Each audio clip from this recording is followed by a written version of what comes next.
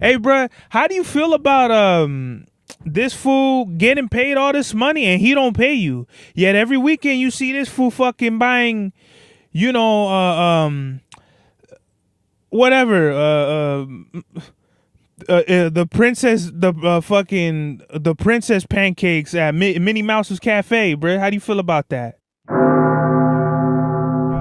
Mad Max was the turnout of my lifestyle.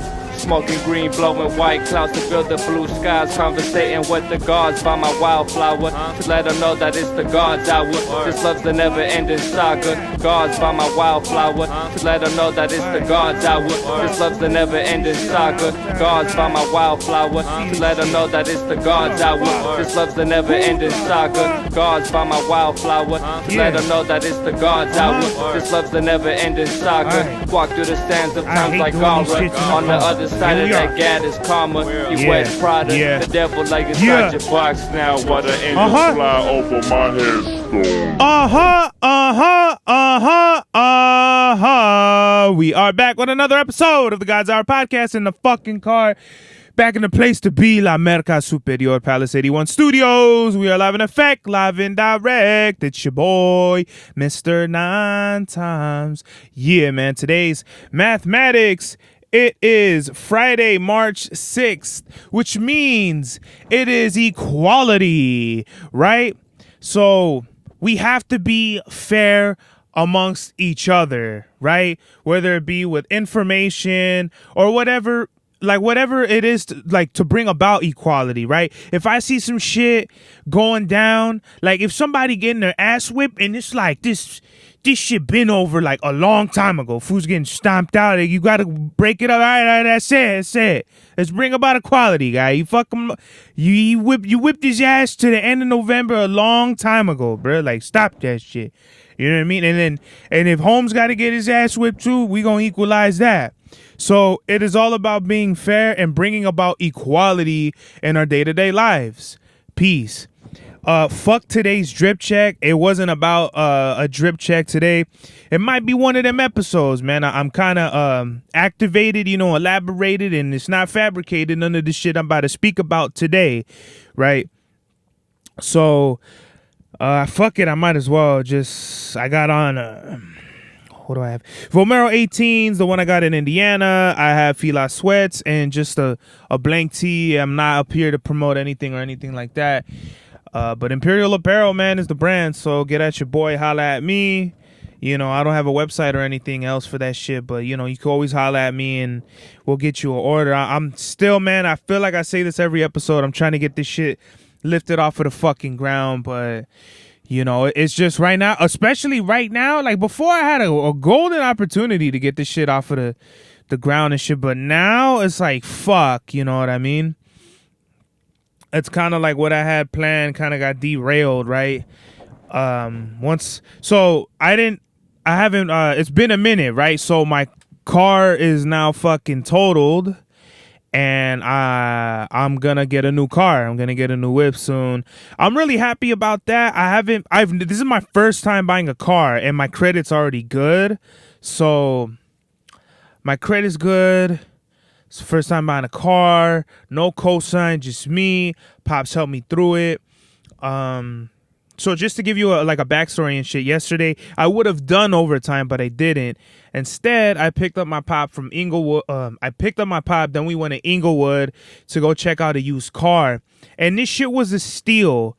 Little did I know, when shit is too good to be true, it's usually because it's too good to be fucking true. We go over there. And it's kind of like they're doing the bad cop, good cop thing where the salesman is really nice, but the actual guy who's like closing the deal is a fucking dickhead. And he was trying to put me on like 12% interest, which is crazy, bro. Like that's stupid high, like on monthly payments and shit. And I would have been paying I think like over $7,000, almost $10,000 in just interest for these fucking assholes for a used car for a car that had stains and shit in, and not like no weird stains, but on the back seat there was like if someone spilled nail polish.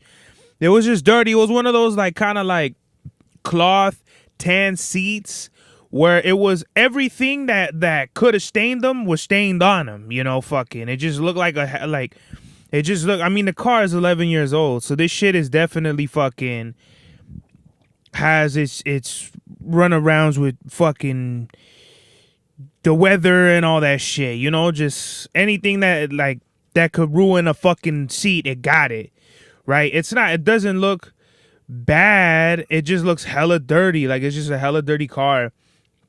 And just the way they went about it, you know what I mean? This was a really eye-opening experience. Number one, never go across fucking damn near state lines to go get a used fucking car. Number one. Number two, it's like these fools are fucking, you know, like my cousin said, sharks. You know, I was talking to Mufasa and I was breaking the whole deal down to him, and we didn't settle for that shit.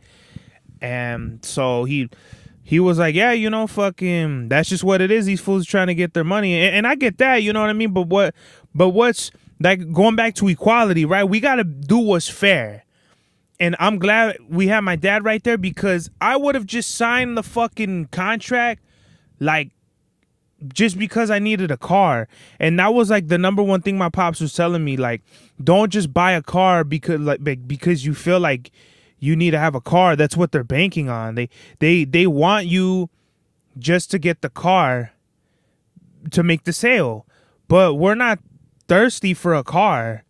You know, we get what was right, what's fair.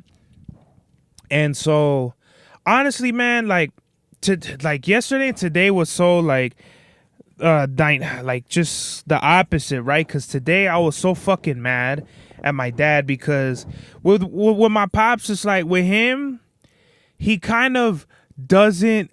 All right, so I have a song called Love Is off of the Love Is Love album. Shout out to Zika Bits. But on that shit, I say, I love my pop even if he's shady. Love my moms even if whatever too. Either way, they both made me. Because in that line, there's a lot of shits in my life. I felt like my dad could have just been straight up with me. Just straight the fuck up. And he wasn't. Like, and for no fucking reason. I think this goes back to, like, I was talking to, shout out to 30 Miles. But, like, you know, I'm not going to put his business out there. But basically, like, his mom was mad at him because 30 didn't communicate with her. But it was, like, in his mind, he didn't think it was, like, important to tell his mom some shit. And I was telling him, well, bro, like, if your mom's trying to hit you up and trying to figure out some shit and communicate with you and you're not communicating with her, like, that's a fucking issue, bruh. And I think it's the same thing with my pop. I literally fucking told him, like, bruh, like, I want to wake up, get my groceries, turn in the rental car, get Presley for his shot, and then we could go to the fucking dealership. That didn't happen. Today I woke up, my pops was already gone, so I didn't know what to do, because I can't. The rental wasn't letting me fucking take animals in a car. So I was like, I could easily just fucking go get my groceries and fucking what is it? Yeah, I was gonna go get my groceries, come back, take Presley for his shot, then go to the rental place, drop off the car, and then Uber it back. That would have been hella extra shit, and I didn't want to do that, so I just did what was kind of like, I felt like the middle of the lane, and like just figure it out with my pop. And so like that shit, he called me and shit, and I was like, bro, like I need to get my groceries, bro. Like, I've been waiting here for you. And by the time he came home from whatever he was doing with my mom, it was like fucking, I had to take Presley to go get his shot. So I had to take the fucking rental to get the fucking shot. I come back because, you know, this car was being serviced. Something was wrong with it. And I want to shout out my sister too. She brought the car back on empty, right? And I'm 100% sure this car was not on empty. My father does not leave this car on empty at all. It's always like above half a tank. This will play out later, right? So shout out to my sister for contributing a lot of the bullshit in my life once again. But right? So I'm already frustrated. Get the shot of the dog. Come back. And my pop, she got me something to eat. We ate. We fucking, what is it? We go drop off the rental. I drop my pop off to the dealership. I go to the rental, drop the car off. They give me a ride to the fucking dealership. We're at the dealership. We're looking for the different cars. My pops has already kind of got like sold up a kind of little deal for me. They sold like a couple cars that I was like looking at, but they're like, but we're gonna get some of these and shit. And this car that we were looking at, fire, bro. It's an aquatic gem color. It's kind of like a dark blue with a hint of green, fire. You know, probably like. Yeah, navy with like a hint of green in it. Just stupid. Like, you know, that car, the nickname of that shit is going to be called Poseidon. You know, because that's what it feels like. I'm going to be the underworld lord of the wave. You know what I mean? So yesterday, let me kind of... Fuck, I know I'm going back and forth here, right? So yesterday was fucking exhausting, right? I woke up, I got my haircut in Fontana. I drove from fucking Fontana straight to downtown LA, picked my dad up, drove straight from downtown LA down to fucking Inglewood. Fuck these cocksuckers. They don't give us a good deal. Fuck them in the ass, throw them over the bridge, right? We drive to Santa Fe Springs to pick up my sister's car. It got painted, repainted. It looks fucking nice. You know, it's not even, she didn't even say thank you for going out of your way to do all this shit. No, just the big question was, is my car gonna look like shit from the paint job in like a little bit from now? Not even I appreciate you, good looking out. Not even I knew she wasn't going to thank me. Fuck me. Thank Pops. No, you don't want to thank Pops? Fuck it then. You know what I mean? Another one of those fucking things with this guy. So, drive from Santa Fe Springs. The traffic's you're fucked either way. So, we're in Downey, and I took the streets from Downey, cutting all the way through fucking Whittier. And I got on the 60 from like fucking, I forgot that Shy Street, but you're like somewhere around like Lemon Avenue, whatever the fuck, right? Right around there, right? Close to the 57, right? So I've been driving all fucking day from when we left Inglewood. This was one of the things, right? I knew, I didn't really care, right? I don't give a fuck, as y'all could tell, right? I don't give a fuck about shit. I don't care. I live my life like halfway, like 60-40 with it. I'm 60% a fucking control freak, 40% I fuck it. You know what I mean? I'm really good at like when this shit, when it's like some of the craziest, like what'll snap a person, like snap somebody in a crazy psychosis, I just brush that shit off. But like little things will like of inconvenience will spin my head around, right? So as we're coming from Inglewood, I told my pop I haven't eaten anything. You know, I woke up at fucking I woke up at 9:30. I woke up at 9:30 and it's already like fucking like 3. And I haven't eaten anything. So I did my annual one time of going to McDonald's. Why do I go to McDonald's once a year? To remind myself why I go to McDonald's once a year. I ordered 4 snack wraps. I ate 3. Pops ate 1. 2 double quarter pounders, no cheese. Ate 1. 1 was for Pops. 2 fucking Diet Dr. Peppers. Smashed all that shit. Hit Downey. Got the car. Took a shit. Ate all the food. Threw all that shit away. Cut through all the streets, and I didn't even know. But if you guys don't know, but Whittier is full of hills. Like if you're cutting through from the 60 to the 10, from if you're around like Whittier, there's nothing but hills, right? So basically, you go up the motherfuckers and down the motherfucker. Like from the 60, you're going up, and then halfway you're coming down to the 10. And this shit was fucking crazy, bruh. Just snaking through. I felt like I was in like the hills of West Covina. Like just they were small and shit. I thought if one wrong move and I'm flying off the cliffs of one of these hilltop shits. And, you know, there goes another fucking car that, you know, we got to get. But thank God that I had enough composure to just, I was bumping Central C. You know, on the way, I was bumping Method Man's To Cal 2000. That's a way better album than his debut. Till my Pops is fucking, what is it? Till my Pops' work. Then we listened to Rage Against the Machine's debut to the fucking Paint Shop, and then I listened to Central C on my own on the way to the house. Called Mufasa, told him about my day and shit. So yeah, I didn't end up getting home till about like 6:30, and you know I started getting out of control with eating. And then I got my groceries, and then you know I was eating fucking cookies and all chips and all kinds of shit, the normal, you know, unhealthy shit that has been fucking, you know, making me gain weight as of recently. But I feel like I did something after that. I don't remember. All I know is I was too fucking tired to take Presley for a walk.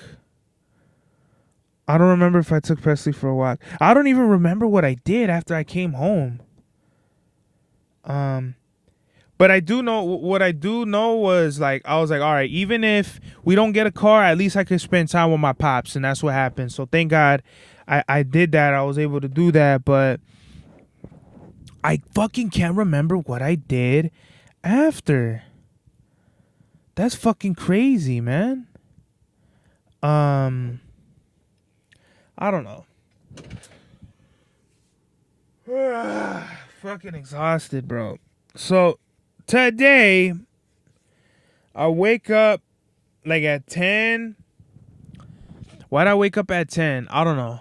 I just woke up and, you know, took a piss, fell back asleep, woke up like at 12. And, you know, going back to, I fucking didn't know where my dad was. He didn't let me know. I got Presley a shot. I had some fucking, some chicken bao dumplings and shit. And, then Pops came through. He brought up a local. We went and we got the rental. And then we're at the dealership. We get the fucking car. Then Pops tells me, yo, let's go to Costco because they got better gas. I said, no, this fucking place always has like better gas prices than everybody, right? And he's like, no, just go and it'll be better, right? It's $4.29 over here. It's $4.39 at Costco. And I pull up and I tell my pop it's $4.39. And he's like, well, fucking, you know, the prices change every day. Wrong answer, bro. After a fucking whole 2 days like this of what should be my days off, that's not the answer I want to hear. I didn't tell him that, but that's what's going in my head. So that was when I got really quiet. And then my dad's trying to talk to me on the ride back to the house. And keep in mind, I woke up at 12 and we're still running around. So it's like fucking, you know, like 7 or some shit, 6:37 or something, coming back to the crib. And I told him, look, you want to do your own thing? That's fine. I have no fucking issues with that.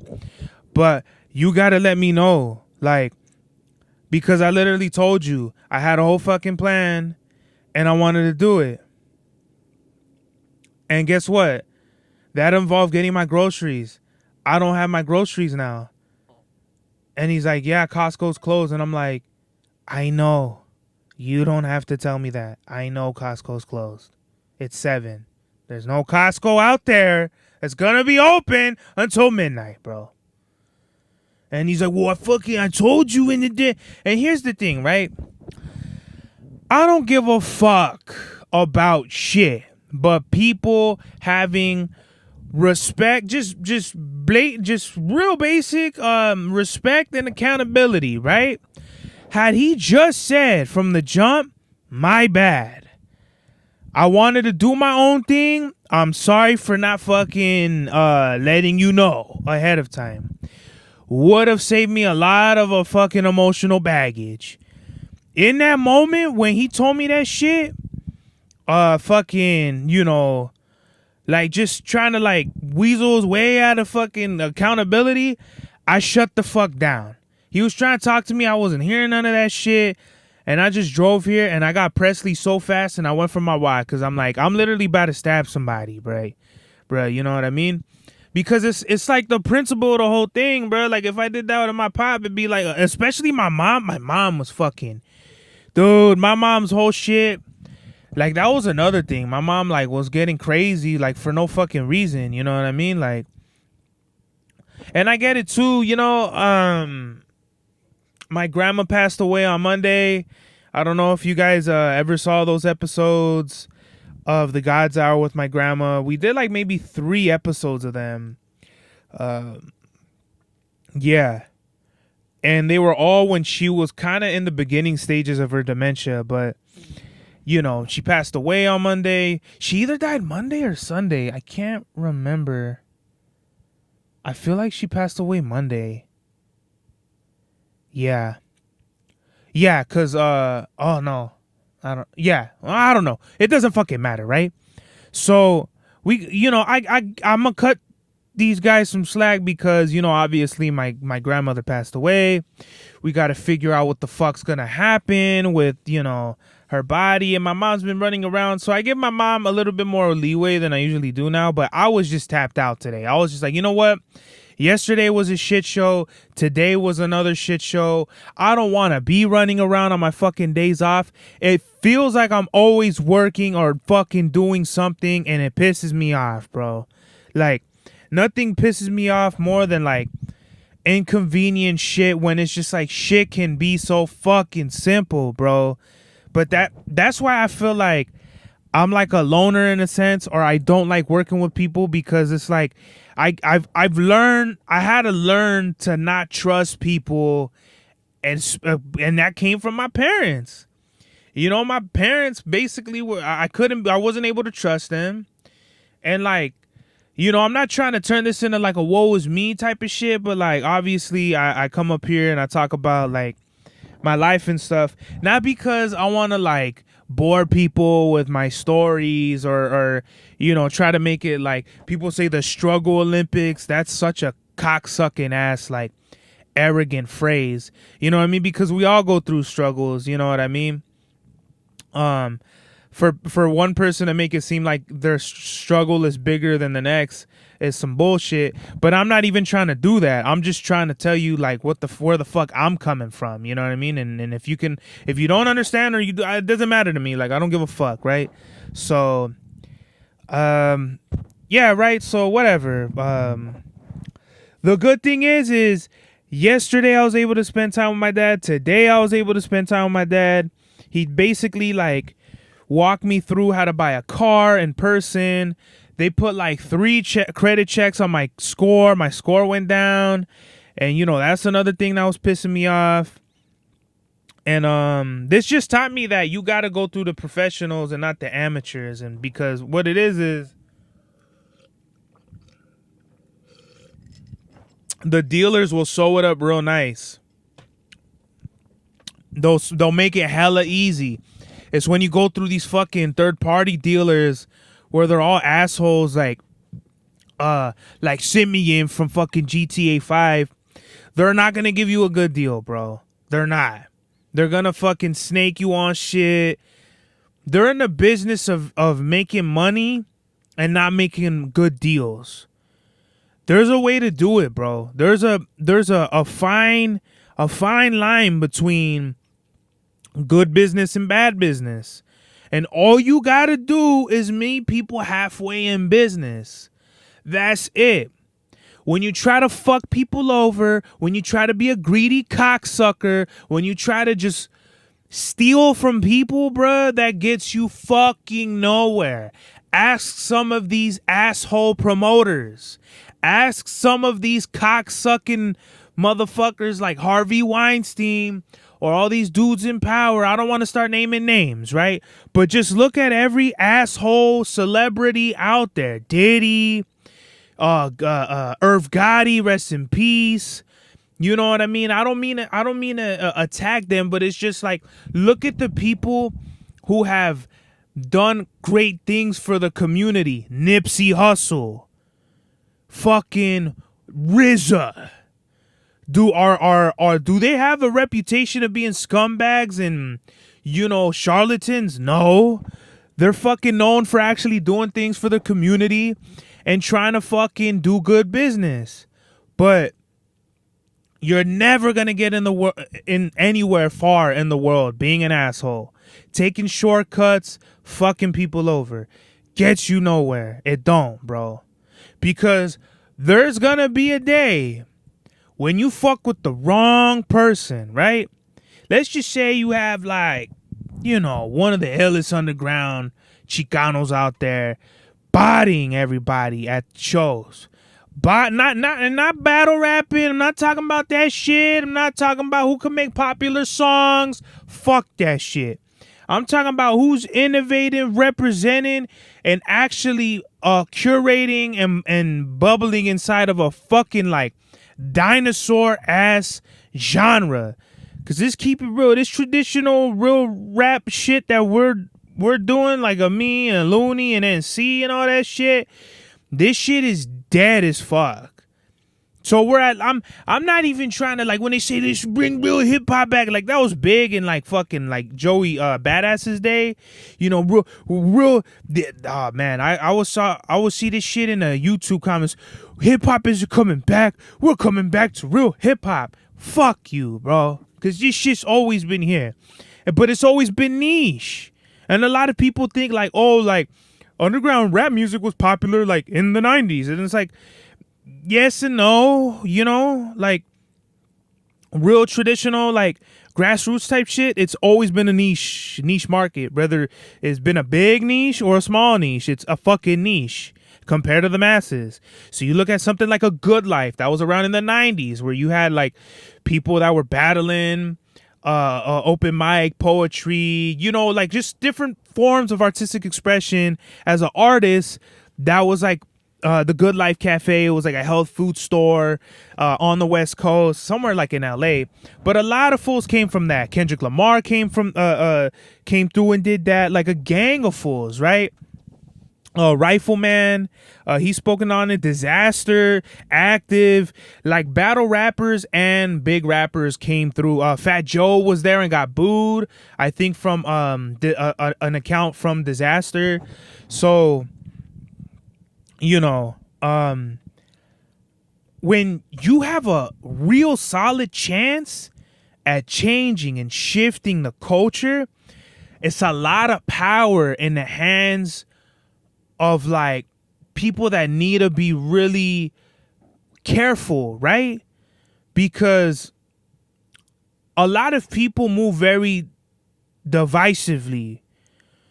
When you come up here, you can't say this, or we don't accept that, or when you shitting on people just for, like, because of their opinions and type of shit like that, right? It gets like, well, now you're creating an environment that you don't want, whether you know it or not. And then don't try to spin that shit on nobody. You only have, the only one fucking to blame is you, bruh. You know? So you might have, like, a sick ass fool coming through and bodying all the fucking mics every month and shit. And then guess what? You can't even pay the rent, and then that shit, your whole scene is gone, right? And you turn that shit from you're about the culture to you're about yourself. Why? Because you took all the money that you were getting from everybody that supported you, and you were buying fucking Mickey Mouse churros and fucking Donald Duck French fries and whatever, you were fucking, you know, buying cinnamon rolls in Cars Land or whatever the fuck. Like, motherfuckers be very arrogant at some of the bullshit that they try to spin with people, and they think it's cool. It's not cool, because people talk, bruh. People talk in the scene you wouldn't even think, you wouldn't even believe. You'd be like, oh shit, this fool owes who money? Nah, he owes me money too. Wow. Oh my God, this is like a cycle. So this fool's just going around taking people's money and saying fuck you and doing what he wants. Oh, but everyone's doing it for the love? Wow. Let me find out. Hey, bruh, how do you feel about this fool getting paid all this money and he don't pay you? Yet every weekend you see this fool fucking buying, you know, whatever, the princess pancakes at Minnie Mouse's Cafe, bruh. How do you feel about that? You know, I don't think it's cool at all. But you're cool with it? Oh, and you're going to keep doing this shit? Oh, okay. All right. Go ahead. Have fun with that shit, because I ain't going to be part of this shit. Right? So you have somebody that goes through that shit, and now they throwing their own shows. And now this shit's popping. This shit's lit as fuck out here. Guess what? Not only am I not charging people to perform at my shows, I'm not charging people to get in my fucking shows. Do you know what kind of investment that takes? You wouldn't fucking know, because you've never fucking done it. Because everything is about $1 to you. To these cocksucking fucking asshole scumbags out here. They just take and take and take. Fuck everybody in this motherfucking culture. It's all about me. How can I look better than everybody else? That's what some of these fools is talking about, not me. And I don't even have to say it. You can see it, bro. Look at all the people I've put on. Look at my fucking Instagram and see like all the people that I've been trying to help. It ain't all about me, bruh. I'm not trying to leverage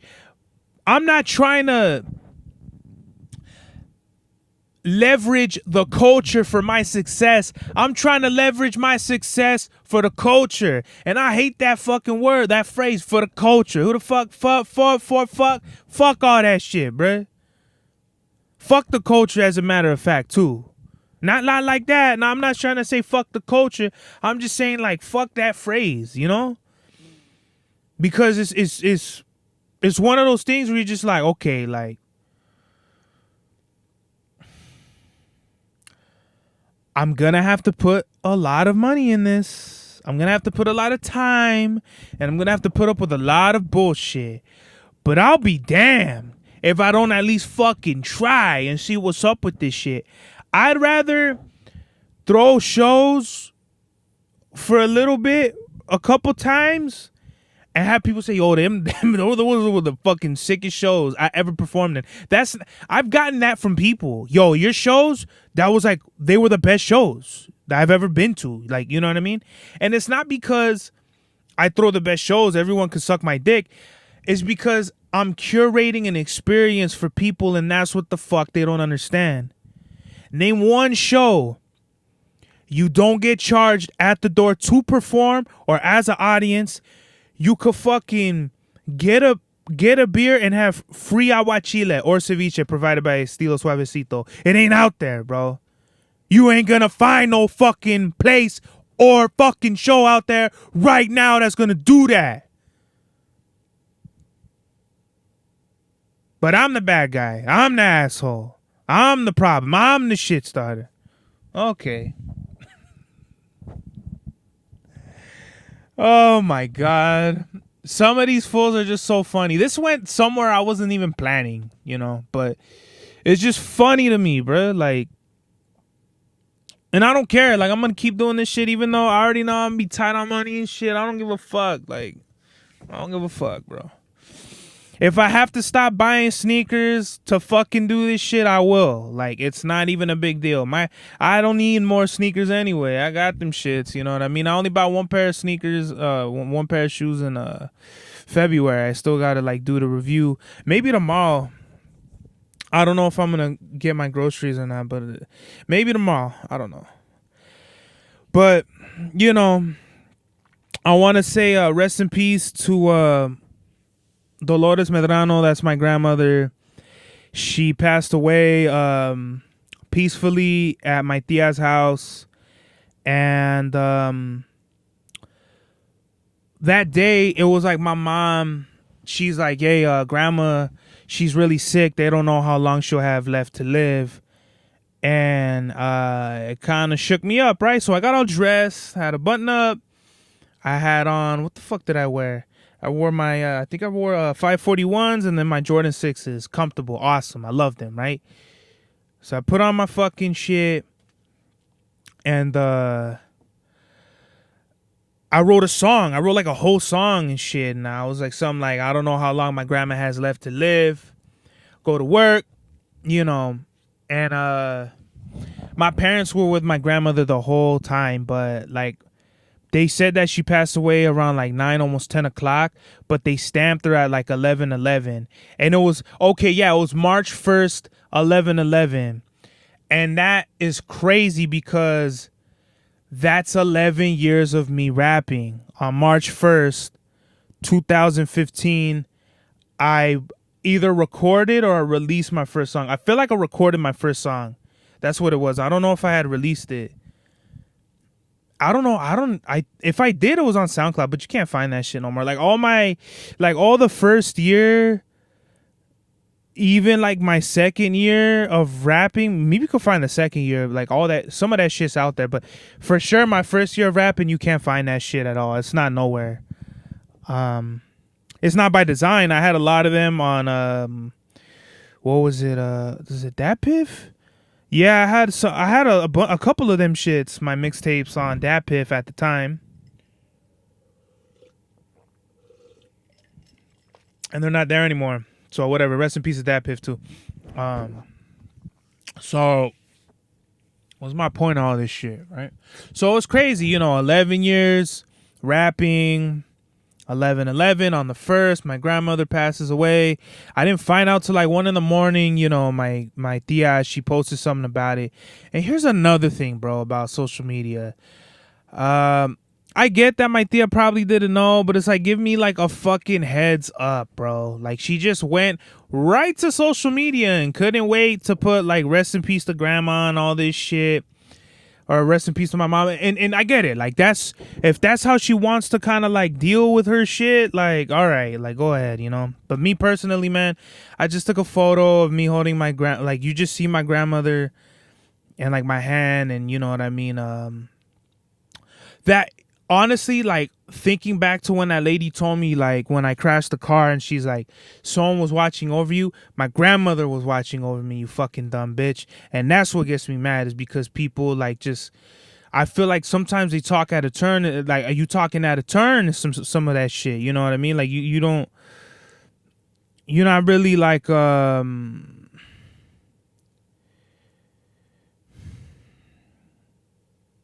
you don't really understand what people, right? And that's not even like her fault. It's just like, you're saying it real loosely. Oh, someone must have been watching over you. It's like, oh my God, you're so dumb, bro. Because it's so obvious to me, bro. I don't know. Though, just the way people like say or do shit is just so stupid to me. But you know, I don't really forgive people's stupidity. But here we are, right? So my grandmother, she passed away. Really sad. And it was like at 1 a.m, and I felt like I wanted to throw up, but I didn't eat anything. I wanted to throw up. I was like fucking, I didn't know what to do. I think that was after I did my walk too, and I stayed till 2 a.m. So the first was, when the fuck was the first? It had to have been Monday. Why do I keep thinking Sunday? I got the news on the 2nd. The first was Sunday. Yeah, no wonder, because I'm like, we didn't. Yeah, the first had to have been Sunday. Yeah, the first was Sunday, right? But it was Monday when fucking, I found out. So I don't know, man. It was bugged out, and I didn't know what to do. I was talking to my tío, and we were talking about it and shit, and he was real sorry about it. And I'm not. I've been through this more than a few times, right? Started with my grandfathers. They passed away when I was 10. That was hard. My cousin Jaime passed away when I was 14.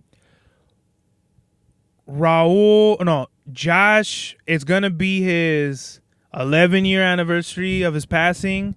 It's like somewhere around the corner. I think he passed away on the 15th. I could be wrong. Raul, his 11 years coming up in August. His birthday just passed.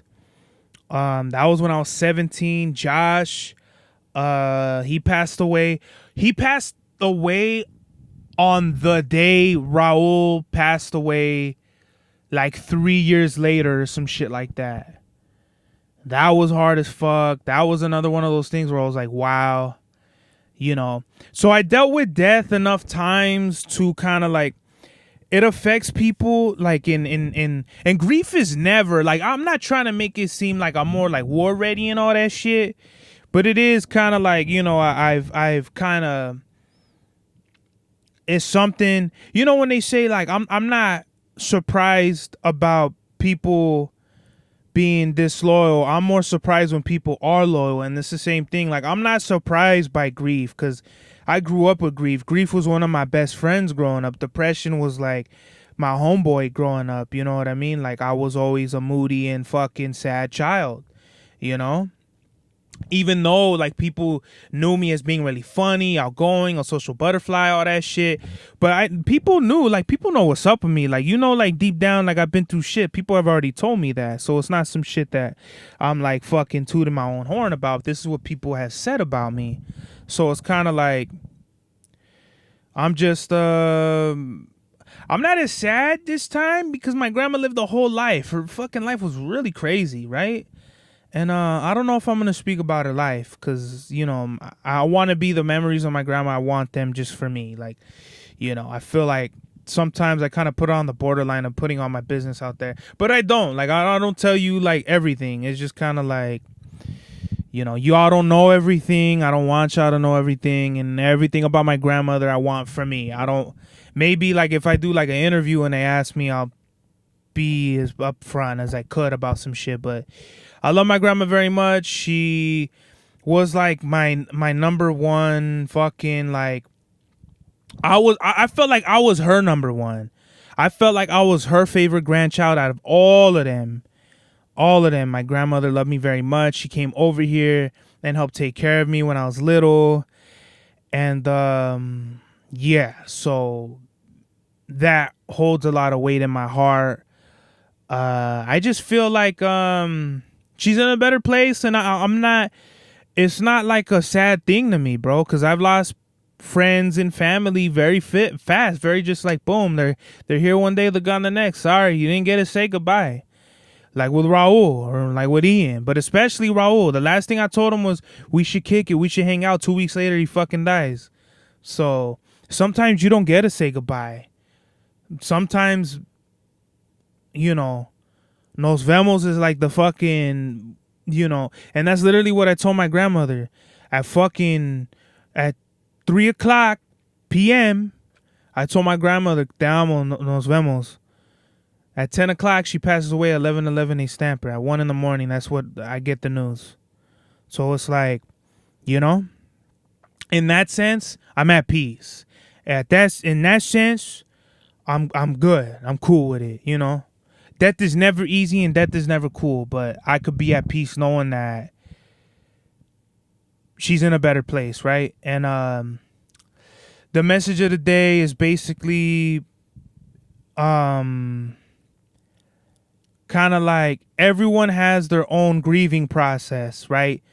And there's no like roadmap to it. It's just one day you could be sad, the next day you could be happy, when we all deal with our heavy emotions every day, it's kind of like, it's like throwing dice at the wall. Like, you never know what's going to come up. And grief is one of those things where it just hits you in the gut. And I think I've learned to deal with it. I don't want to say compartmentalize, because that's more of a detached way, but I feel it and I just let it pass. Like, I just feel like all the grief. But grief don't have to be from people who have passed away. Grief could be from people that you love and had to let go of certain relationships, women, loved ones, or friends. Like, you had to, you know, you ever be like, man, that fool was cool and shit. Like, man, I wish we could hang out. So you're grieving like that part of life, even though they're doing their own thing. Like, you're not even grieving over them. They're cool. They're living their life. You're just grieving over like, oh man, like, man, I miss those times. You know what I mean? Or I wish things were worked out better with me and this one girl. But that's not reality. You know what I mean? But everyone handles it differently. I think the way I can handle it is just accepting it and moving on, because I can't let that shit, like, I can't let it, like, wear down on me, you know? Because it's hard. It's when I feel my emotions, I feel them so fucking heavy, bro. It's like, you know, I get so fucking mad and I'll go fucking crazy and I'll fucking just gun the fucking car and then I almost fucking die crashing. You know? So I think the better you deal with your emotions, the better off your life will be. This is the God's Hour. Mad Max was the turnout of my lifestyle. Smoking green, blowing white clouds to build the blue skies. Conversating with the gods by my wildflower to let them know that it's the God's hour. This love's the never-ending saga. Gods by my wildflower to let them know that it's the God's hour. This love's the never-ending saga. Gods by my wildflower to let them know that it's the God's hour. This love's the never-ending saga. Gods by my wildflower to let them know that it's the God's hour. This love's the never-ending saga. Walk through the sands of times like Gara. On the other side of that gad is karma. You wet Prada, the devil lay inside your box now while the angels fly over my headstone.